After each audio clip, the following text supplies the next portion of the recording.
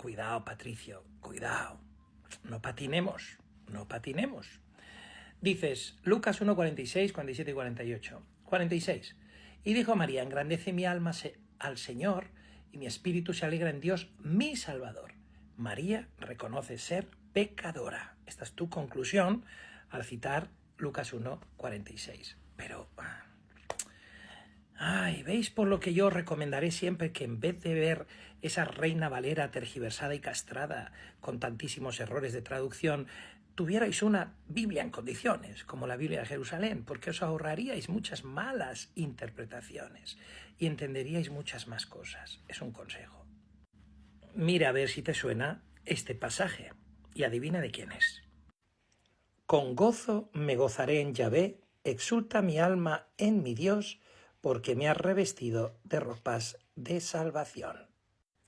Engrandece mi alma al Señor, mi espíritu se alegra en Dios, mi Salvador. Mi espíritu se alegra en Dios, mi Salvador.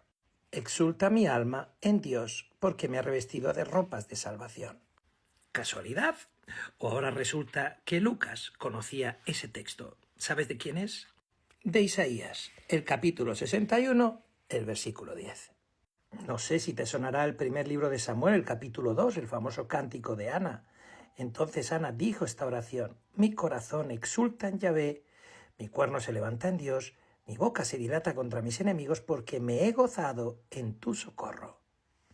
Conviene no olvidar que uno de los recursos que utilizan los evangelistas en sus textos evangélicos a menudo utilizan citas del Antiguo Testamento puestas en labios de personajes del Nuevo Testamento.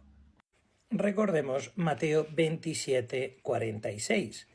Dios mío, ¿por qué me has abandonado? Salmo 22, 2. Dios mío, ¿por qué me has abandonado? Si seguimos leyendo al mismo Lucas, dice, su misericordia, en el versículo 50, su misericordia alcanza de generación en generación a los que le temen. Salmo 103, 17, el amor de Yahvé desde siempre hasta siempre para los que le temen, y su justicia para los hijos de sus hijos. Y así podríamos ir desgranando el Magnificat, que es como llamamos a este texto, viendo los paralelismos que hay con el Antiguo Testamento, tan semejantes a distintas citas, sobre todo del mundo de los Salmos, que son oraciones cantadas a Yahvé. Y esto es una oración de exclamación de alabanza de María a Yahvé por lo que ha hecho en ella. De ahí a decir que María reconoce que es pecadora, hay un trecho grande. Eso no quiere decir que a lo mejor la autoconciencia que María tenía de sí misma, como humana que es, como tú y como yo, es que fuera pecadora. Yo no digo que no. Igual María se sentía pecadora y pequeña ante los ojos de Dios. De hecho, así lo dice. He aquí la esclava del Señor, hágase en mí según tu palabra. Ha puesto los ojos en la humildad de su esclava. No sería ni lógico ni sano que la propia María se presentara ante nosotros diciendo soy perfecta e inmaculada. Sois la sin pecado. No tiene sentido ninguno. Es la Iglesia la que va haciendo una reflexión en torno a María progresivamente, descubriendo en ella la mujer de la que las Escrituras ya profetizaban que iba a ser la oposición entre su linaje y el del diablo, el de Satanás, el de la serpiente. De hecho, eso es lo que celebramos en realidad con la celebración del dogma de la Inmaculada Concepción, la victoria de la gracia por encima del pecado. Yo cuando decís tan categóricamente que María es pecadora, mi pregunta es, ¿dónde en las Escrituras afirma que María es pecadora o qué pecado cometió María? Porque de muchos otros personajes de los que muchos de vosotros afirmáis que estaban llenos del Espíritu Santo, sí sabemos qué pecados cometieron. Pero de María, ¿qué pecado cometió? ¿Cuál fue su pecado?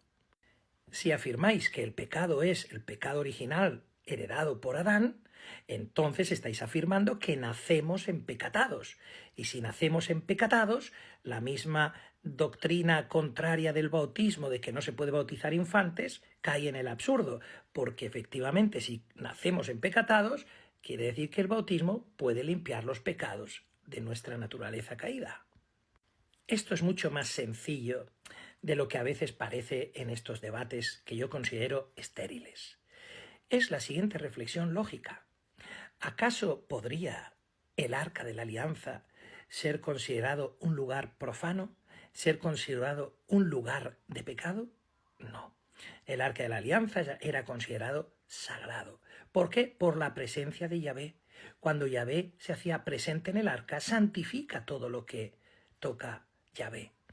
Entonces, si santifica todo lo que toca Yahvé solamente con su sombra, ¿por qué cuesta tanto entender que también santificó el vientre de María y, por lo tanto, la integridad de la persona de María? Hay un detalle muy importante, por cierto, refiriéndonos al inicio del saludo del ángel a María. Lo encontramos en el versículo 28, cuando le dice el ángel: alégrate, llena de gracia, el Señor está contigo. Coma, llena de gracia, coma.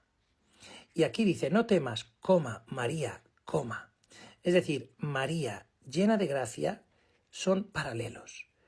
La definición de llena de gracia no es un momento temporal, como le pudo pasar a Esteban cuando dicen pleres charis, que quiere decir se llenó de la gracia, del Espíritu, en ese momento en el que tenía que dar testimonio de su muerte.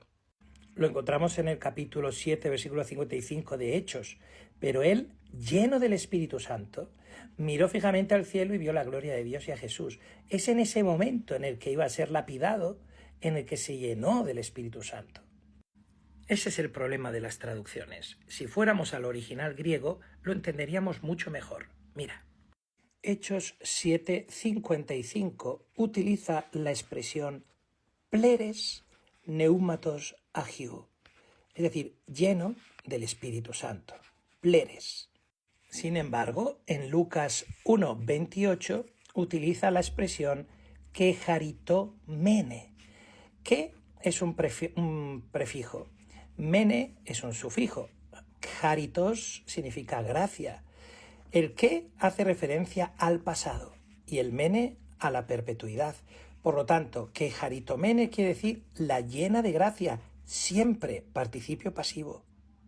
No es que se llenó del Espíritu Santo. Mira la diferencia entre kecharitomene y lo que le ocurre a Isabel. En Lucas 1:41 dice que Isabel, llena del Espíritu Santo, kai eplesce neumatos agiu, eplesce, se llenó del Espíritu Santo en este momento para exclamar algo extraordinario. 2 versículos después, en el versículo 43, Gemeter tu, Kyrio, mou, pros eme. La madre de mi Señor, Kyrio, con K mayúscula, mou, mi Señor, pros eme, venga a mí. No hay absolutamente ningún personaje bíblico, ni del Antiguo ni del Nuevo Testamento, al que se le acuñe la expresión kecharitomene, es decir, la llena de gracia desde siempre y para siempre. Ninguno. No confundáis las malas traducciones, donde aparentemente se dice lleno de gracia, con ser exactamente la llena de gracia, desde siempre, no que se llene temporalmente en un momento dado, donde va a ocurrir algo, y es una expresión de que cuando uno se llena del Espíritu en ese momento, es porque el Espíritu viene en nuestra ayuda para algo que vamos a realizar. Se me ha alargado un poquito el vídeo, pido disculpas, no sé si habréis llegado hasta aquí, pero bueno, básicamente la idea era afirmar que efectivamente a decir que María se reconoce pecadora no aparece en ningún lado como tal. Aún así, que María tuviera la autoconciencia de ser pecadora, obvio, lo tenemos todos, incluso los grandes santos y santas de la historia, que han sido maravillosos, eran conscientes de sus flaquezas y sus sombras. Aún así, nosotros admiramos en María su belleza espiritual porque el propio Señor nos lo ha revelado en la Escritura. Ella, que iba a ser el arca de la alianza, que iba a coger al seno, en su seno materno, a Dios mismo, no podía ser de otra manera que no fuera purísima. Guste o no guste. Y lo que hacemos los católicos es cumplir la palabra de Dios. Desde ahora me felicitarán todas las generaciones. Y es lo que hacemos nosotros. No la llamamos un simple recipiente, no la llamamos un simple jarrón o jarra de adorno.